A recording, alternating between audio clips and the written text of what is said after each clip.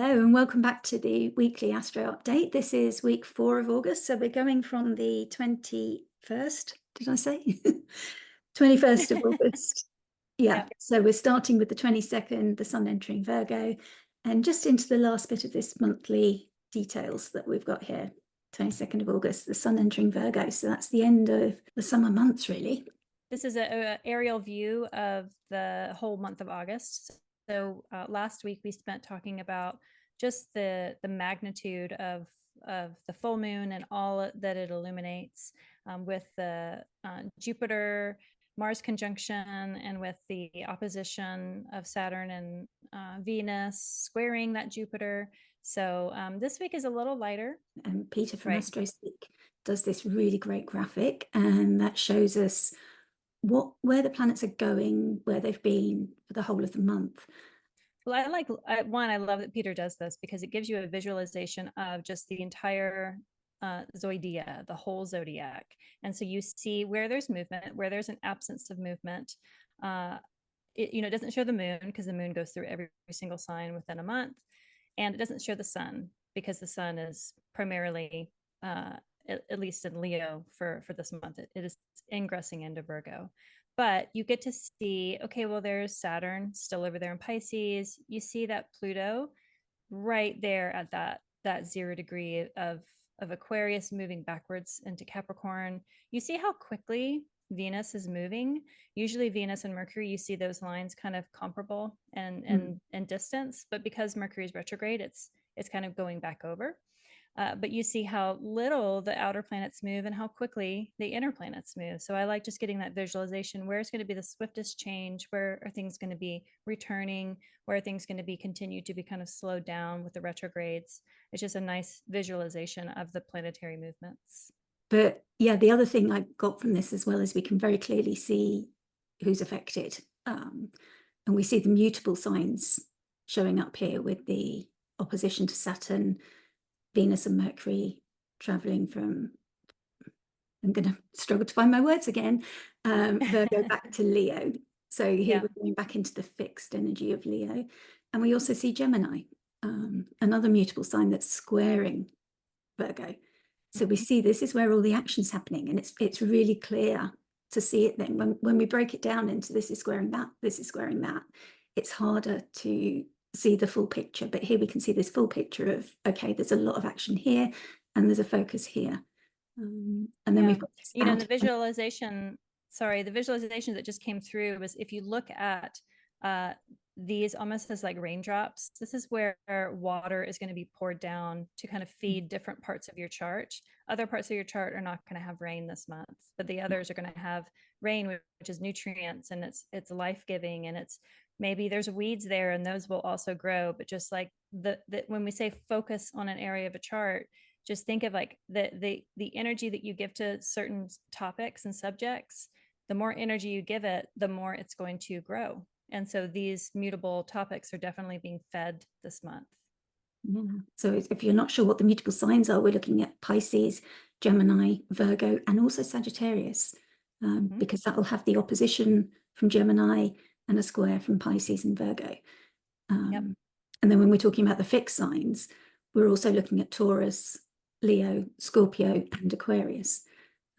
So those are the signs that are activated there. So if you've got your sun, moon, rising there, but also if you've got any other planets, if you don't know, you can go to astroseek.com and enter your birth data, and it will tell you. I've got a video on my YouTube that shows you how to do that if you don't know, but you can pull up your chart and get a free chart, and it will tell you.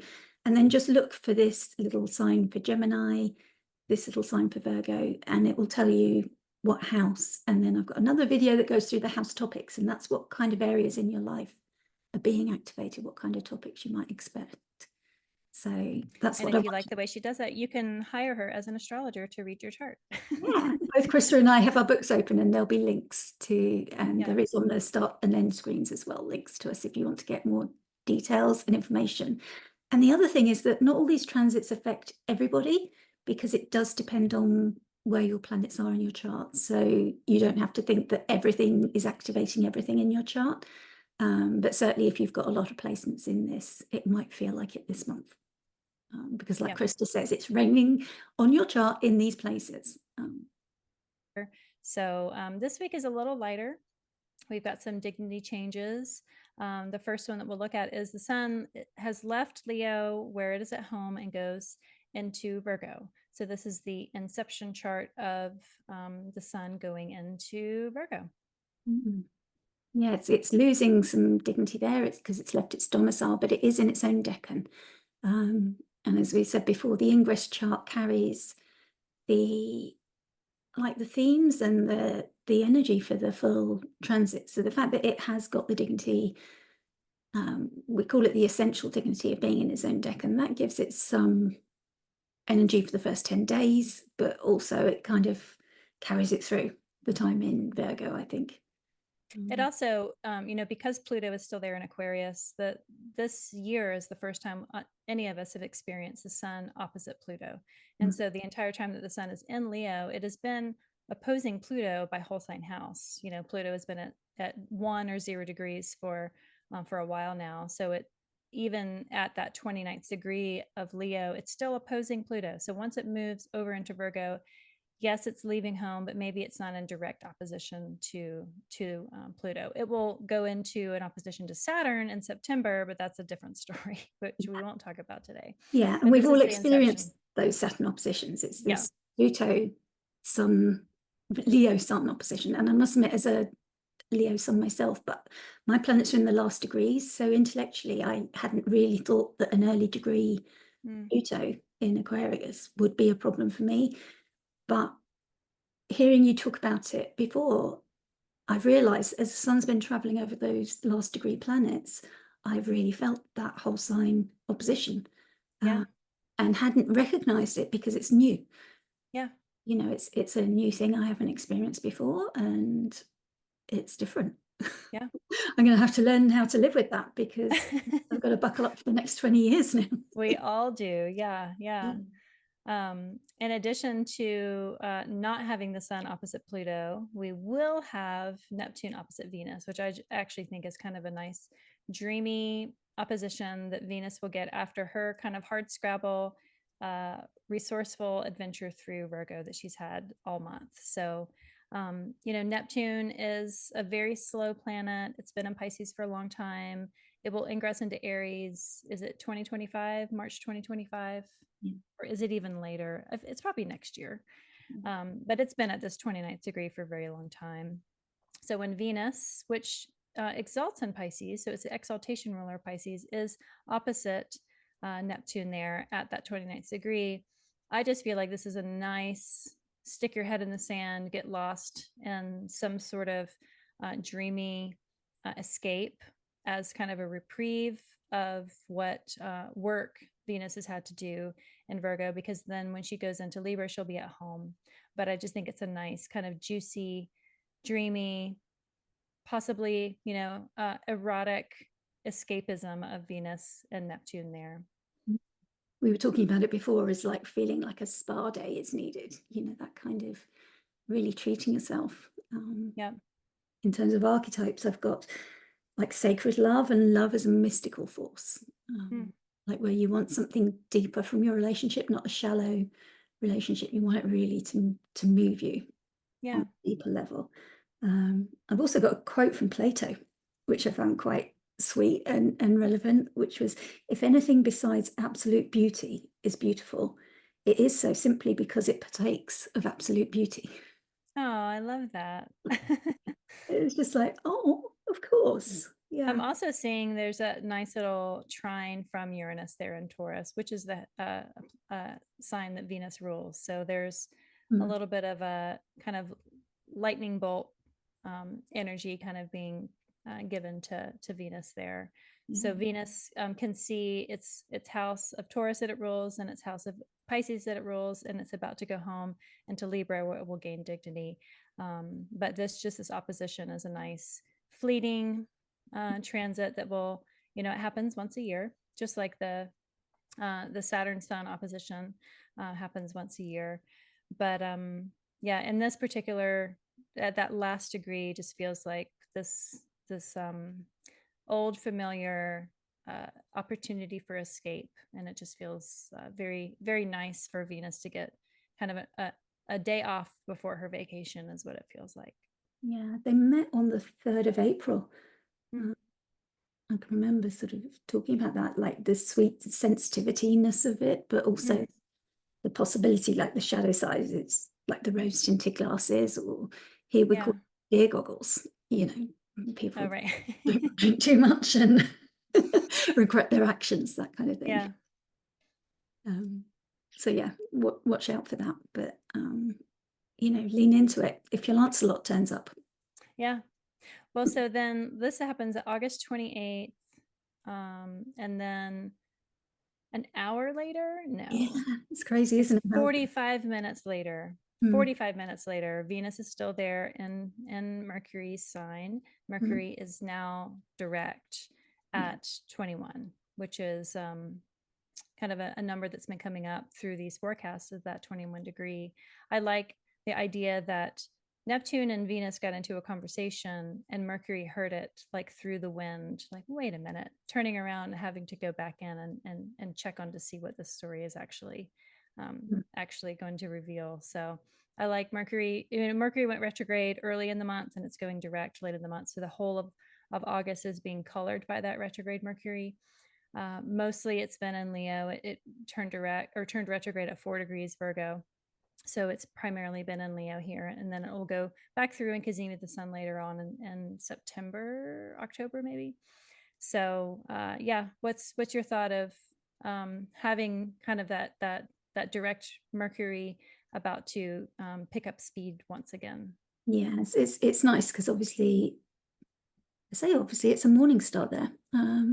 Yeah, it'll be a morning star, but it's because it's faster than the sun at the moment, as it starts to pick up speed, so it will overtake the sun. We'll get another cazimi, and then it will be traveling as an evening star back in the direction that it came from. So it'll be happier as an evening star, because I think it is, isn't it usually happier as an evening star? I usually experience it as happier as an evening star. No, I think Venus is happier as an evening star. I think that, you know, I think like Mercury, it can just go both ways. Yeah, Mercury just is so binary like that. But yeah, for some reason, I just had it in my head. I don't know if that's just my personal preference, that I enjoy him more, reach him easier as an evening star, but that is a morning star in my chart, so there's no rhyme or reason to that. Well, as an evening star, it means that you could just have sight of him more. Yeah. You know, as a morning star, he gets overshadowed by the light. So at this point, he's 21 degrees Leo and the sun is at 6. So that's 15 degrees away. So we will be able to see him ideally at that. But then as it moves closer to the sun, so it's like we get this little glimpse of what he's like as that morning star. But yeah, I think I prefer him as an evening star, because how I kind of work with Mercury on an esoteric way is more of kind of being a child of the night and working with dreams and creative projects that are more internal. Unless, I mean, we all work with Mercury. You know, if you're watching this on YouTube, you're engaging with Mercury. Yeah. So like, there's all these very external diurnal ways that we experience Mercury. But it's been, having gone through an 8th house Mercury year, what taught me was like how beautiful dark house Mercury can be, and how much magic and how much guidance and how friendly he is if you are willing to play and engage and be puzzled. You know, dark star or night star Mercury is like a really accessible planet. And so I'm looking forward to when it cazimis the sun again and then becomes that evening star. But at this point, it will be visible most likely because it's out of combustion, but then pretty quickly it'll become combust again. I just like that we end the month with, okay, well, now he's going to go direct. He's done his job. Yeah, but of course, once it goes into Virgo, Mercury will be in his own chariot, so we won't have the negative effects of that combustion. It won't be so clear. So we'll start to understand what the cazimis have been about and the retrograde was about, and we'll get more information. And we'll also feel that lifting those planets in Gemini as well, the Mars, Jupiter, that I can't say. Jars and Jupiter. Yeah, I have to really focus to say that. Yeah, I mean, so Mercury can look back and see, it's kind of right in between Jupiter and Mars there, and a nice little sextile. Once it goes into Virgo, it'll start to square that later. But yeah, the direction, being able to move forward, helps kind of change the story. Maybe whatever Mercury retrograde brought up in the Gemini house, where you have this like rocket ship energy of Jupiter and Mars together, when it goes direct, there will be kind of a clear forward movement of channeled energy of making those ideas a little bit more actualized, or educated, or more researched, or some sort of movement forward. Yeah. And then we go so that happens at late on the 28th, and then like half a day later we have a direct Mercury still at 21 degrees, but then Venus, who held on and hung out at that last 29th degree opposing Neptune, finally goes home in Libra. And she won't be in Libra for that long, but she'll be at home for a good spell before she goes into the sign of her exile in Scorpio. But in the moment, getting into Libra, away from the opposition from Neptune, she's trining Pluto immediately. She's trining these other air planets of Jupiter and Mars. Now I just want to call them Jupiter and jars. I feel like she's just kind of a much freer, just to be at home and just to kind of put her feet up and read poetry just before she even unpacks her bags. Just let me get lost in something that is easy for me to enjoy. I do really like that instant trine to Pluto there. Yeah, it's the first time we've seen, apart from like that whole sign opposition from Leo, it's the first time we've seen Pluto into the conversation this month, which for such a busy month is quite something really, that he's managed to stay in the shadows. I'm kind of grateful personally that we're not talking about Pluto so much. Yeah. And with a trine as well being of the nature of Jupiter, it's not a hard aspect, so it's not too challenging. From a nice benefic in her own domicile, it's not something we should experience as difficult. It's more an opportunity, maybe just something easy, something nice and benefic, a gift, and a thought, an insight. And I think that Libra risings need this. Having the South Node transit your first house for quite a while, it feels just kind of this fatigue. And to have Libra have Venus come home in Libra, I feel like this will just feel extra thirst quenching for Libra risings. I feel like they need a break, and at the end of the month they might get that break. So having all those air planets can be very activating, but something about Venus transiting your first house is a very lovely thing, regardless of where your first house is. She rarely brings a bad time. She usually brings ease. Her aspect is the sextile, which is kind of what can we create together. But having that supportive trine from Pluto just feels like a nice little jolt of power before Pluto retrogrades back into Capricorn, which will then square that Libra house. But for now, end of August, I feel like Libra risings will have kind of a nice little poetic break, at least to start off September. Yeah, that's really nice, and it's a nice way to close out the month as well, isn't it? And our first monthly reading. Was there anything else we wanted to say about the month as a whole, or? Yeah, I mean, there's a lot of squares in August just across the board, and it feels like they kind of build up to that full moon moment. And with anything, we can look ahead, and astrologers don't exactly know how transits are going to manifest because they speak to us very differently. And there's only 12 houses in a chart, and there are billions of stories on Earth. So how it manifests for you is going to be quite different than how it manifests for me. And we can do our best as astrologers to kind of give you some sort of a weather update of be compassionate for yourself, or, have patience for people, or speak your truth, or we can give you these little catchphrases based on the delineation that we have of the condition of the planet, of the conjunctions, or the other aspects that they're going to make.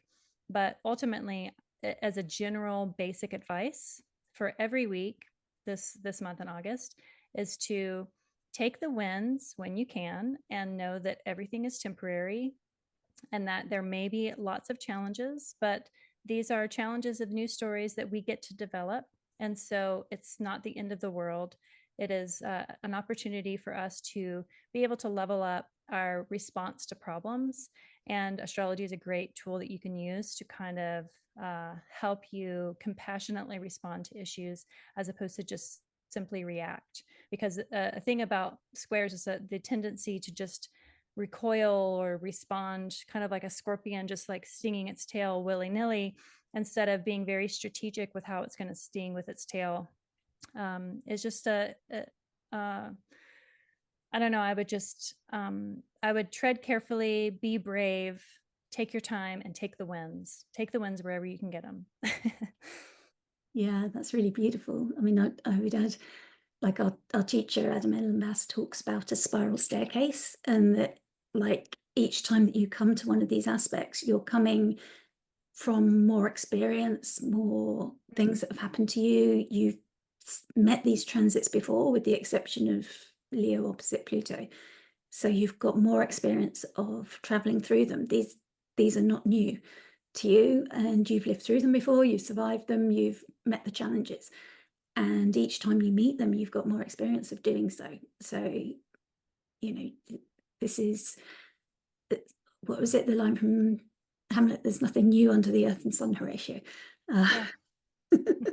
But with astrology, the combinations of planets is always changing. There's always new, the absolute combination of the whole chart is always unique to every moment. And I love that anyone's snapshot is totally unique, but each transit, as we pull them apart, they're not unique. They're archetypal, that we've met before, and that's like the beauty of astrology. And we can learn to know that we're exactly where we're meant to be sometimes, even when challenging things come along. If you know that, okay, I recognize this, even if it doesn't make sense what we're saying now, when you come to it, you're like, that's what was said. And that's helped me. Just like with each transit chart, that's also the possibility of it being someone's birth chart. So someone will have the signature of these moments for their whole life, and it doesn't mean that they're doomed or they're destined for greatness. It means that they have the chance to kind of operate with nuance, and so do we. We get to ride through it because we've already been born with the tools and the roadmap that we have of our own nativity.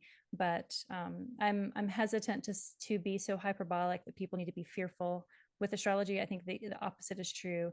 I think that you can foresee things that will most likely be challenging, but you know what? We're always going to be surprised and think like, I didn't think that a trine would be so tragic. That also exists because astrology is nuanced, just like life is nuanced. So if you operate from fear, chances are you're not going to react in a very positive way. If you are fearful, but then you operate through bravery, chances are you're gonna kind of come out learning some really great lessons and being fortified and being stronger. And I'm always for practicing compassion, because I feel like compassion is such a muscle that is we can't ever get enough of it. So I feel like chances for compassion this month will be great, especially for yourself, to have grace and compassion for yourself, to go through these potentially difficult times, or just times that ask a lot of energy from you. That could just be that. It could just be tiring. And so whatever you can do to kind of, if taking the win means taking an extra long shower, then do that. That's beautiful. Thank you so much. Read Jane Eyre in the bath. That's what. Yes. That is our best recommendation for navigating this time. Yeah, thank you so much for joining me, Christa. Do you want to remind everyone where to find you? Sure. You can find me at Practical Astros, practicalastros.com, and all the socials that follow that. And I'm really active on Twitter, and I like to be a place for people to come and complain and send memes and have discussions. And so feel free to kind of engage there. That's where I'm most active. but I have a newsletter. You can sign up at Practical Astros. I have a Substack of the same name. I have a writing project there that's kind of adjacent to my own YouTube channel, going over the decans, interviewing astrologers about different signs. Sonia joined me for Taurus. And so the latest one I have is for Leo, which is with Talu Moat. And then I'll have Terry of Amethyst Tarot and Astrology for Virgo. So you can check those out there. But if you find us through Ask, you can find all the founding members. Sonia and I are just two of them. But yeah, Practical Astros is kind of the general umbrella for where to find me. Brilliant, thank you. And you can find me at Celestia Astrology, or you probably have if you're watching this. I'll also send the video to Christa, and you may put it on your channel as well, Christa. Sure. If you want to. So yeah, you can find me there. And yeah, Christa does amazing tarot readings as well. So don't forget, you can find her for astrology reading and tarot. I do astrology readings and astro mindfulness, and also astro coaching, which helps you work with some of these energies as well. So yeah, thank you for joining us, and look forward to seeing you next week, next month. Bye-bye. Bye. Thank you so much for joining us for the weekly forecast. You often hear creators ask you, could you please like and subscribe? And I can't emphasize enough how important it is for small channels. It really does make the difference to allow us to continue to make free content for you, reach the audience that our content is made for. And we can do this with your help if you've enjoyed it. It gives us immediate feedback on what you're enjoying and what you would like more of. It doesn't cost you anything, and it's a great way for you to support our work and just let us know that you're enjoying what we're doing. So if you have enjoyed this content through to the end and you'd like us to keep making it and make more of it, that's a great way for you to let us know. So wherever you're watching this, please do give us a thumbs up and give us your support, and we really appreciate it. Thank you so much.